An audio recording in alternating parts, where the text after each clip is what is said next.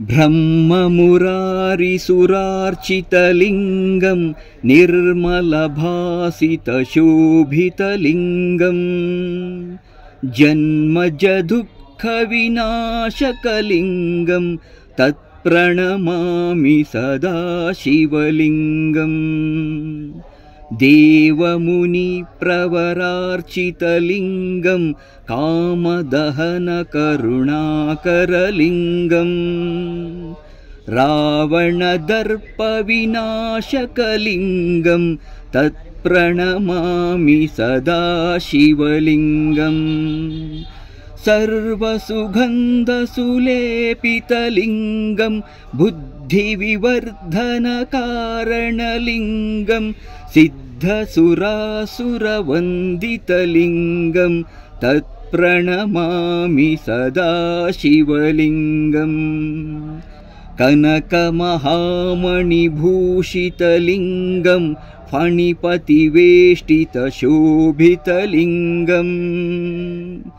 दक्षसुयज्ञविनाशनलिङ्गं तत्प्रणमामि सदा शिवलिङ्गम् कुङ्कुमचन्दनलेपितलिङ्गं पङ्कजहारसुशोभितलिङ्गं सञ्चितपापविनाशनलिङ्गं तत्प्रणमामि सदा शिवलिङ्गम् देवगणार्चितसेवितलिङ्गं भावैर्भक्तिभिरेव च लिङ्गं दिनकरकोटिप्रभाकरलिङ्गं तत्प्रणमामि सदा शिवलिङ्गम् अष्टदलोपरिवेष्टितलिङ्गं सर्वसमुद्भवकारणलिङ्गम् अष्टदरिद्र्यविनाशनलिङ्गं तत्प्रणमामि सदा शिवलिङ्गम् सुरगुरुसुरवरपूजितलिङ्गं सुरवनपुष्पसदार्चितलिङ्गम्